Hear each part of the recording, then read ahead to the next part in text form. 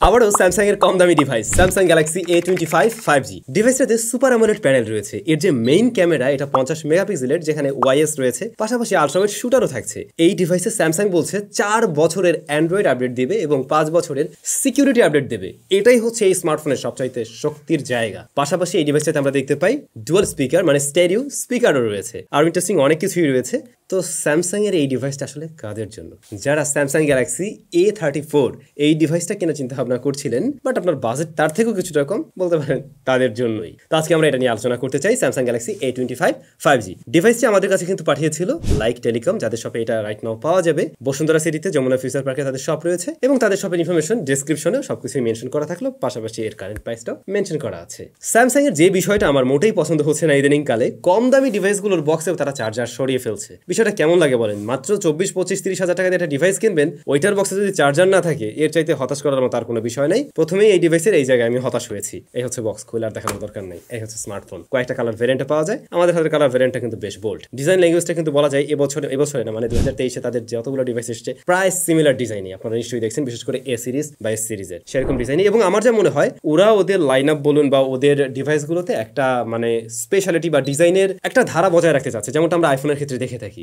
এটা ভালো যে কেউ দেখলেই বুঝতে পারবে ওয়াও এটা স্যামসাং এর ফোন, ওরকম একটা বিষয় আছে। তো ডিভাইসের রিয়ার প্যানেল, এর বডি ফ্রেম সবকিছু হচ্ছে প্লাস্টিকের তৈরি। এটা একদম স্কোয়ার বক্স হিসেবে আপনি চাইলে ভাবে দাঁড় করিয়েও রাখতে পারবেন, দাঁড়িয়েও থাকতে পারবে। প্রয়োজনীয় পোর্টস অ্যান্ড বাটন একদম সবকিছুই আছে, মানে সবকিছুই আছে। অর্থাৎ 3.5 mm হেডফোন জ্যাক আছে, সেকেন্ডারি নয়েজ ক্যান্সেলেশন মাইক আছে। তবে এর যে ভলিউম রকারটা, এটাই আবার ফিজিক্যাল ফিঙ্গারপ্রিন্ট স্ক্যানার হিসেবে কাজ করে। আর ভলিউম রকার ঠিক তার উপরে, এই অংশটা একটু উঁচু। প্রথম দিকটাতে আমাদের হাত দিয়ে এটা আনলক করতে গিয়ে মনে হচ্ছিল যেন হাতটা একটু নিচের দিকে চলে আসে আর কি। এটা একটু বেশি উপরে লাগে আর কি, এটা একটু ইউজড হতে সময় লাগবে, দ্যাটস ইট। এর বাইরে দেখছিলাম মোটামুটি fast and accurate, slightly delay আছে এখানে। আর যেহেতু প্লাস্টিক বিল্ড স্মার্টফোন, খুব সহজেই কিন্তু এতে স্ক্র্যাচ পড়তে পারে।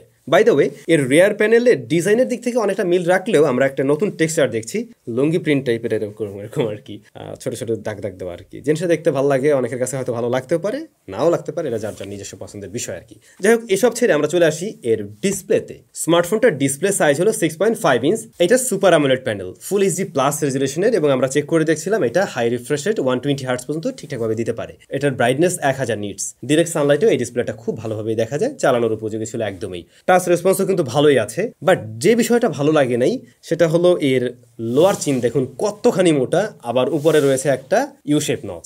যে বিষয়টা আসলে এখনকার যুগে মানে 24 এসে এটা একদম হতাশ করছে আর কি। স্যামসাং এর ডিসপ্লে কালার রিপ্রোডাকশন কেমন হতে পারে সে তো জানে নেই, সবকিছুই ভালো লাগবে, জাস্ট এই আগলি নচটা আপনার কাছে একটু অ্যানোয়িং লাগতে পারে, দ্যাটস ইট। আর ডিসপ্লেতে কোনো ধরনের প্রোটেকশন আছে কিনা এই ব্যাপারটা আমরা জানতে পারিনি কোত্থেকেও। তো কোনো একটা প্রোটেক্টর ব্যবহার করবেন, সেই ক্ষেত্রে এটা আরো বেশি সুরক্ষিত থাকবে। ডিসপ্লে নিয়ে আর কোনো কমপ্লেন নেই, ওই দুটাই। ক্যামেরা হিসেবে রিয়ারে রয়েছে মেইন শুটার 50 মেগাপিক্সেলের, যেখানে ওয়াইএস আছে। পরবর্তী শুটার 8 মেগাপিক্সেল আলট্রা ওয়াইড। তারপরে শুটারটা হলো গিয়ে 2 মেগাপিক্সেলের macro shooter. Front facing camera 13 মেগাপিক্সেলের। যেমনটা বলছিলাম এই ভিডিওতে, এবারে 4K তে ভিডিও রেকর্ড করা যাবে, 4K 30 FPS। প্রিভিয়াস জেনারেশন অর্থাৎ A24 ওটাতে আবার 4K এর অপশনটা ছিল না, তো এবারে কিন্তু আপনারা এখানে 4K টা পেয়ে যাচ্ছেন। এর যে মেইন ক্যামেরার ছবি ডেলাইট কন্ডিশনে কিন্তু আমরা দেখছি এর বড় ভাই A34 এর কাছাকাছি বা সমকক্ষ লেভেলের ছবিই দিচ্ছে। যেমন কালার টোনে আমরা স্যামসাং এর যে একটা ক্রিস্প টাইপের একটা কালার বা একটু ভাইব্রেন্ট টাইপের হালকা, ওদের যে সাইন্সটা ওটা দেখা যায় আর কি। দেখে ভালো লাগবে আশা করছি। এবং এটা ডাইনামিক রেঞ্জটাও মোটামুটি অন পয়েন্টেই আছে। শ্যাডোতেও আমরা মোটামুটি ভালোই ডিটেল লক্ষ্য করছি। ডে লাইট বা প্রপার লাইটিং কন্ডিশনে ডিটেল ভালো দেখবেন, সফটনেস কম থাকে, বাট লো লাইটের দিকে একটু সফট করে। নাইট মোড অন করে নিলে কিন্তু আবার বেটার রেজাল্ট পাওয়া যায়। একটু স্টাডি করে ধরে রাখতে হয়, বাট তাতে কোনো প্রবলেম নেই, কারণ ওয়াইএস আছে যেহেতু। আপনি স্টাডি করে ধরে রাখতে গিয়েও যদি একটু শেখি হয়ে যায়, তারপরে দেখবেন একটা স্টেবল ফুটেজ আপনি পেয়ে যাচ্ছেন। ওভারঅল লো লাইটেও কিন্তু ভালো ছবি দিচ্ছিল এই ডিভাইসটা। 8 মেগাপিক্সেল আলট্রা ওয়াইডের ছবি মেইন ক্যামেরার সাথে কম্পেয়ার করতে গেলে কালারে কিছুটা তফাৎ লক্ষ্য করা যেতে পারে। আর প্রপার লাইটিং কন্ডিশনে আপনি ডিটেল ভালো দেখবেন, শার্পনেসও ভালো আছে। ডাইনামিক রেঞ্জ কিছুটা পিছিয়ে পড়বে মেইন ক্যামেরার সাথে যদি আমরা কম্পারিজনে নেই। সাইড এরিয়াতেও একটু ডিটেল কম মনে হয়েছে, যেটা আমার কাছে মনে হয়েছে প্রাইস পয়েন্ট অনুযায়ী ওকে টাইপের একটা রেজাল্ট দেয়। বা আলট্রা ওয়াইড শুটারটা যদিও অন্য ব্র্যান্ডের সাথে কম্পেয়ার করি, লাইক শাওমি, রিয়েলমি, তাদের কিছু ফোন থেকে একটু এগিয়েও থাকবে। আর লো লাইটের দিকে ততটা ভালো পারফর্ম করছিল না, যেমনটা কিনা মেইন ক্যামেরাটা করছে আর কি। এটাতে আমরা ম্যাক্রো শুটার পেয়েছি, ওটাকে ঠিকঠাক লাইট দিতে পারলেই কাজে লাগানোর ছবি পাবেন, আদারওয়াইজ ওটা খেলনা সেন্সর আর কি। আর এটাতে পোর্ট্রেট মোড আছে, পোর্ট্রেট মোড আবার ভালো কাজ করছে। এজ ডিরেকশন ভালো ছিল, মেইন সাবজেক্টকেও ভালো রকমের ডিটেইলে রাখতে পারে। ইভেন কালার শিফট করতেও আমরা দেখছি না। পোর্ট্রেট মোড নিয়ে সদস্য থাকবেন। এখন যদি বলেন রিয়ারের ক্যামেরা সেটআপ নিয়ে যদি আমরা A34 এর সাথে কম্পেয়ার করি, যেহেতু ওইটার এটা প্রায় কাছাকাছি সিমিলার টাইপের প্রাইসের কিছুটা এগিয়ে থাকবে A34, বাট আবার যখন কিনা এটা একটু কম দামে পাবেন তখন ওই বিষয়টাকে আপনি কনসিডার করতে পারবেন। ফ্রন্ট ফেসিং ক্যামেরা ভালো লাগবে, বিশেষ করে পোর্ট্রেট মোডটা আমাদের কাছে ভালো লেগেছে। এখানে এজ ডিটেকশন ভালো আছে, পাশাপাশি মেইন সেলফেটকেও কিন্তু আমরা দেখছি এটা প্রপারলি ডিটেইলেই রাখতে পারছে আর কি। কিছু কিছু ছবি একটু ওভার প্রসেসড লাগছে আমার কাছে, দু একটা ছবিতে এরকম মনে হয়েছে, বাট পোর্ট্রেট মোডের বাইরে গিয়ে যখন কিনা আপনি নর্মাল ছবি তুলবেন সেগুলো আবার বেশ ভালোভাবে ব্যালেন্স করতে পারছিল এই ডিভাইস। ইভেন ডাইনামিক রেঞ্জও কিন্তু এখানে ভালো দেখছি আমরা ফ্রন্ট ফেসিং ক্যামেরাতে। ফ্রন্ট ফেসিং ক্যামেরায় ভিডিও রেকর্ড করা যায় সর্বোচ্চ 1080p-তে, এখানে আবার 4K-টা নেই, বাট রিয়ার ক্যামে আমরা 4K পাচ্ছি, 4K 30fps। 60fps থাকলে তো ভালোই হতো, বাট 30fps দিয়ে আপনি 4K-তে রেকর্ড করতে পারছেন এবং স্টেবিলিটি হিসাবে ইএস কাজ করছে, তো মোটামুটি রেজাল্ট একটা দিচ্ছে। কিন্তু 4K-র কারণে এরকম প্রাইস পয়েন্টে কিছু কিছু ডিভাইস থেকে এগিয়ে থাকবে। আর ভিডিও কোয়ালিটি, এক্সপোজার ব্যালেন্সে একটু ইস্যু পেয়েছি, এর বাইরে কিন্তু ভালোই বলতে হচ্ছে। শুরুতেই কি বলছিলাম, স্যামসাং এই ডিভাইসে 4 বছরের অ্যান্ড্রয়েড আপডেট দেবে এবং 5 বছরের সিকিউরিটি আপডেট দেবে, তার মানে 2028 পর্যন্ত আপনি নিশ্চিন্তে থাকতে পারছেন। আর রাইট নাও এটা রান করছে কিন্তু One UI 6 based on Android 14, তার মানে একদম লেটেস্ট কিছুই আছে। আর প্রসেসর হিসেবে রয়েছে Exynos 1280, এটা মূলত 5nm এর একটি প্রসেসর। যদি এটাকে মিডিয়াটেকের সাথে কম্পেয়ার করেন বা স্ন্যাপড্রাগনের সাথে কম্পেয়ার করেন তাহলে কোন পজিশনে থাকতে পারে?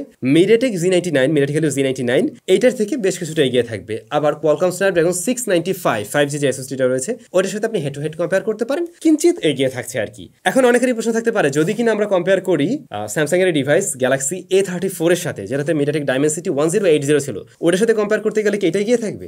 না, ওইটার থেকে এটা বেশ কিছুটা পিছিয়ে থাকবে। তো হিসাব সোজা এটাই, আপনার বাজেট যদি রাইট নাও 28,000 টাকার আশেপাশে হয়ে থাকে এবং আপনি চাচ্ছেন যে পারফরমেন্সটা একটু বেটার হওয়া চাই, আমি গেমিং টেমিং একটু ভালো হওয়া চাই, সেক্ষেত্রে আপনি A34-ই চয়েস করুন। আর যদি মনে হয় না আমার বাজেট একটু কম, তখন গিয়ে এই ডিভাইসটা চয়েস করবেন। বাজেট একটু কম, একটু মোটামুটি ডিসেন্ট পারফরমেন্স হলেই চলে, মানে গেমিং একদম হেভি লাগবে এমন না, মোটামুটি হলে চলবে, তখন গিয়ে এটা চয়েস করবেন। বাট সমস্যা একটা জায়গায় আসছে, সমস্যা হলো এই ডিভাইসটা মাত্রই মার্কেটে আসছে, এই মুহূর্তে দাম এটারও প্রায় 27-28 টাকার মতো, কিন্তু বিশ্বাস করেন এই ডিভাইসের দাম কয়েকদিনের মধ্যে কইমা মোটামুটি 25K এর মধ্যে চলে আসবে। যখন 25,000-এর মধ্যে বা নিচে চলে আসবে তখন গিয়ে এটা একটা দারুণ ডিল হয়ে যাবে পারফরমেন্সের দিক বিবেচনায়। বাট রাইট নাও ওরই বড় ভাই আছে ওর দামে, এই আর কি। এখন এখানে একটু কনফিউশন লাগতে পারে, বাট যদি কয়েকদিন পরে কিনেন তখন গিয়ে এটা কমেই পেয়ে যাবেন। ডে টু ডে ইউজেসে এর পারফরমেন্স আসলেই ভালো ছিল, আমাদের কোনো ধরনের ল্যাগ, আটকে যাওয়া, স্ট্যাটার এর মধ্যে পড়তে হয়নি আর কি। ইভেন আপনারা জানেন One UI 6 কত স্মুথ হতে পারে, অ্যান্ড্রয়েডের জন্য বলতে পারেন একদম one of the best UI, যেটা আসলে এই স্মার্টফোন আমাদেরকে খুব সুন্দরভাবেই দেখাতে পারছে আর কি।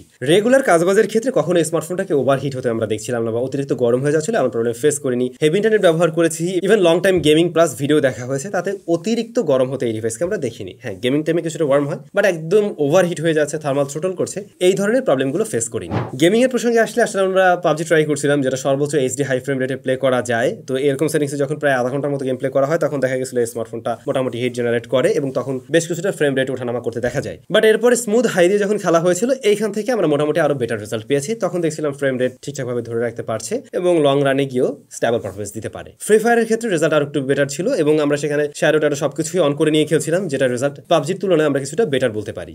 এর পাশাপাশি টুকটাক আরো কয়েকটা গেম টেম প্লে করা হয়, মোটামুটি সবকিছুই এই স্মার্টফোন ঠিকঠাকভাবে রান করতে পারছে আর কি। বাট আবারও বলবো, যদি গেমিং এর জন্যই হয় তাহলে আপনি A34-টাকে চয়েস করুন, আর যদি মোটামুটি ব্যালেন্স পারফরমেন্স নিয়ে সন্তুষ্ট থাকেন, মাঝে মধ্যে গেমিং করবেন, দেন এটাকে চয়েস করুন। বাই দ্য ওয়ে, এই ডিভাইসটা পাওয়া যায় কিন্তু 3টা ভ্যারিয়েন্টে, 8/128, 8/256 এবং 6/128GB।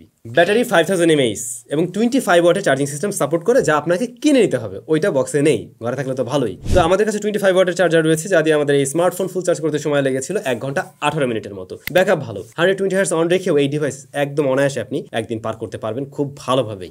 ভালো ছিল নেটওয়ার্ক রিসিপশন বোথ কানেকশনে, দেন স্টেরিও স্পিকার ভালো, এটা সাউন্ড কোয়ালিটি আসলেই ভালো, সাউন্ড কোয়ালিটি নিয়ে একদম সন্তুষ্ট থাকবেন। যদিও লাউডনেস এখানে একটু বেশি, এটা একটু কম, বাট তারপরেও আপনারা যখন কিনা এইভাবে ফোনটা ধরে কোনো কিছু শুনবেন বা গেমিং করবেন, ভিডিও দেখবেন, তখন এই সাউন্ডটাই আপনার কাছে ভালো লাগবে, স্টেরিও সাউন্ডটা আপনার কাছে ভালো লাগবে। প্রয়োজনীয় সেন্সরসগুলো আছে এই ডিভাইসে। তো স্যামসাং গ্যালাক্সি A25 5G এটাকে যদি আমরা ব্যবহার করতে চাই, এই ডিভাইসটার হ্যাঁ ভালো লাগার মতো বেশ কিছু জায়গা আছে, যেমন ডিজাইনটা অনেকের কাছে পছন্দ হতেই পারে, এর ডিসপ্লের আউটপুট আপনার ভালো লাগবে, একটু শিওর থাকুন। এর ক্যামেরা, মেইন ক্যামেরা ভালো লাগবে আপনার কাছে, অবশ্যই আল্ট্রাওয়াইডটাও ভালো লাগবে এবং ডিসেন্ট পারফরমেন্সে যদি আপনার হয়ে যায় তাহলে এর পারফরমেন্স আপনার ভালো লাগবে। তবে সবচাইতে স্ট্রেংথের জায়গা হলো 4 বছরের অ্যান্ড্রয়েড আপডেট এবং এর 5 বছরের সিকিউরিটি আপডেট।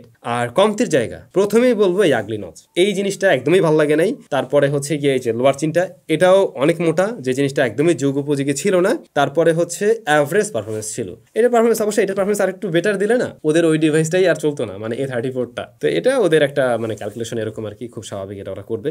আর অবশ্যই ব্যাড প্র্যাকটিস বক্সে চার্জার না দেওয়া, যে জিনিসটা আমার পছন্দ হয় না। মানে না দেখ, দামি ফোনগুলোতে না দেখ, বাট এই বাজেট ফোনের বক্সে চার্জার দেয় না, যে জিনিসটা আসলে ঠিক না বলে আমি মনে করি। আপনাদের কি মতামত এই ব্যাপারে অবশ্যই কমেন্ট করে জানাবেন। এই ডিভাইস কারা কিনছেন সেটাও কমেন্ট করে জানাবেন। আরেকটা কাজ করা যেতে পারে, Galaxy A34 versus Galaxy A25 5G, এই দুটাকে মনে হয় একটু কম্পেয়ার করা যেতে পারে। আপনারা কমেন্ট করে জানাবেন এরকম ভিডিও চান কিনা, তাহলে আমরা অবশ্যই সেরকম ভিডিও নিয়ে আসতে পারি। দেখা হচ্ছে নতুন ভিডিওতে। Till then, take care.